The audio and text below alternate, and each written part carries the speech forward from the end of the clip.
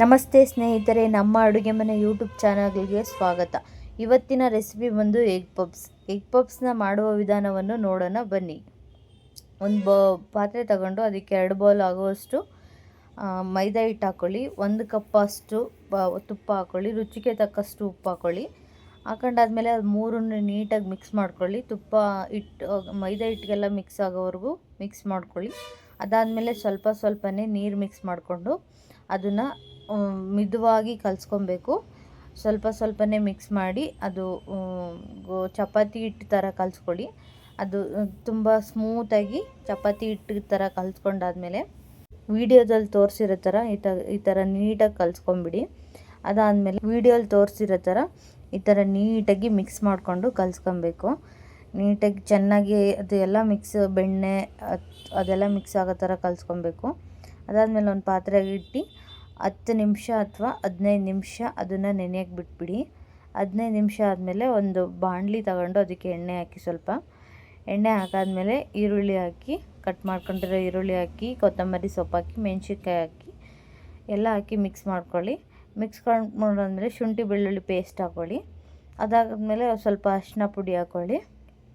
ಅರಿಶಿನ ಪುಡಿ ಹಾಕಿದ್ಮೇಲೆ ಎಲ್ಲ ಫುಲ್ಲು ಚೆನ್ನಾಗಿ ಫ್ರೈ ಮಾಡಾದಮೇಲೆ ಧನಿಯಾ ಪುಡಿ, ಗರಂ ಮಸಾಲ, ಚಿಲ್ಲಿ ಪೌಡರ್ ಇದನ್ನೆಲ್ಲ ಹಾಕ್ಕೊಬೇಕು. ಹಾಕ್ಕೊಂಡಾದ್ಮೇಲೆ ಇದನ್ನು ನೀಟಾಗಿ ಮಿಕ್ಸ್ ಮಾಡ್ಕೊಂಬಿಡಿ. ರುಚಿಗೆ ತಕ್ಕಷ್ಟು ಉಪ್ಪು ಹಾಕ್ಕೊಡಿ. ನೀಟಾಗಿ ಮಿಕ್ಸ್ ಮಾಡಿಕೊಂಡು ಈ ಥರ ನೀಟಾಗಿ ಮಿಕ್ಸ್ ಮಾಡ್ಕೊಳ್ಳಿ. ಅದು ಎಗ್ ಪಪ್ಸ್ ಒಳಗಡೆ ಹಾಕೋಕ್ಕೆ ಪಲ್ಯ ಬೇಕಲ್ಲ, ಅದಕ್ಕೆ. ಅದಾದಮೇಲೆ ಅದನ್ನು ಒಂದು ಸೈಡಿಗೆ ಇಟ್ಬಿಟ್ಟು ಇದು ಇವಾಗ ನೀಟಾಗಿ ನೆಂದಿರುತ್ತೆ. ನೆಂದಾದ್ಮೇಲೆ ಇದನ್ನು ಮತ್ತೆ ಅದೇ ಕಲ್ಲಿಗೆ ಹಾಕಿ ಸ್ವಲ್ಪ ಮೈದಾ ಹಿಟ್ಟು ಹಾಕಿ ಈ ಥರ ಮಾಡ್ಕೊಬೇಕು. ಈ ಥರ ಉಂಡೆ ಮಾಡ್ಕೊಬೇಕು.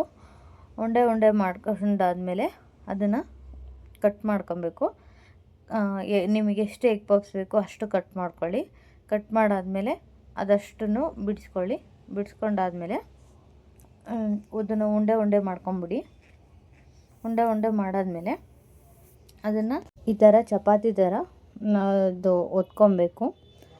ದೊಡ್ಡದಾಗಿ ಒತ್ಕೊಳ್ಳಿ. ಚಪಾತಿ ಎಷ್ಟು ದೊಡ್ಡದಾಗಿ ಒತ್ಕೊತೀರೋ ಅಷ್ಟು ದೊಡ್ಡದಾಗಿ ಹೊತ್ಕೊಂಡ್ರೆ ನಮಗೆ ಎಗ್ ಪಪ್ಸು ನೀಟಾಗಿ ಬರುತ್ತೆ. ಅದಾದಮೇಲೆ ಮೈದಾ ಪೇಸ್ಟ್ ಮಾಡ್ಕೊಂಡಿರ್ತೀರಲ್ಲ, ಮೈದಾ ಪೇಸ್ಟ್ ಒಂಚೂರು ಅದ್ರ ಮೇಲೆ ಹಾಕಿ ಅದನ್ನು ನೀಟಾಗಿ ಎಲ್ಲ ಕಡೆ ಸ್ಪ್ರೆಡ್ ಆಗೋ ಥರ ಮಾಡಿ, ಮತ್ತು ಅದಾದಮೇಲೆ ಇನ್ನೂ ಒಂದು ಹಿಟ್ಟನ್ನು ತಗೊಂಡು ಸೇಮ್ ಚಪಾತಿ ಥರ ಅದನ್ನು ಎಷ್ಟು ಅಗಲಾಗಿ ಒತ್ಕೊಂಡಿದ್ದೀರಾ ಎಷ್ಟು ದೊಡ್ಡದಾಗಿ ಅದೇ ಥರ ಇನ್ನೂ ಒಂದು ಚಪಾತಿ ಥರ ಅದನ್ನು ಒತ್ಕೊಂಬಿಡಿ. ಅದಾದಮೇಲೆ ಎರಡನ್ನೂ ಒಂದ್ರ ಮೇಲೆ ಒಂದು ಇಟ್ಟು ಮತ್ತು ಅದಕ್ಕೆ ಮೈದಾ ಪೇಸ್ಟ್ ಹಾಕಾದ್ಮೇಲೆ ಈ ಥರ ಅದು ಯಾವ ಶೇಪಲ್ಲಿ ಬೇಕು ಆ ಶೇಪಲ್ಲಿ ಕಟ್ ಮಾಡ್ಕೊಳ್ಳಿ. ನೀವು ಎಗ್ ಪಪ್ಸು ರೌಂಡ್ ಶೇಪಲ್ಲಿ ಬೇಕಂದರೆ ಬಾಕ್ಸ್ ಟೈಪ್ ಕಟ್ ಮಾಡ್ಕೊಳ್ಳಿ. ಉದ್ದ ಶೇಪ್ ಬೇಕಂದರೆ ಅದು ಹಂಗೆ ನೀವು ಹೆಂಗೆ ಮಾಡಿರ್ತೀರ ಹಂಗೆ ಇರಲಿ.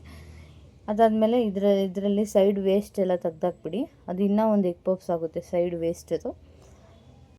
ಮತ್ತು ಇದನ್ನು 4 ಭಾಗ ಮಾಡ್ಕೊಂಬಿಡಿ. 4 ಎಗ್ ಪಪ್ಸ್ ಆಗುತ್ತೆ. 2 ಚಪಾತಿಯಲ್ಲಿ 4 ಎಗ್ ಪಪ್ಸ್ ಆಗುತ್ತೆ. ಅದೇ ಥರ ನಿಮಗೆ ಎಷ್ಟು ಬೇಕೋ ಅಷ್ಟು ಎಗ್ ಪಪ್ಸ್ನ ಅಂದರೆ ಎಷ್ಟು ಬೇಕೋ ಅಷ್ಟೂ ರೆಡಿ ಮಾಡ್ಕೊಂಡು ಇಟ್ಕೊಂಡಿರಿ. ಅದಾದಮೇಲೆ ಅದ್ರ ಮೇಲೆ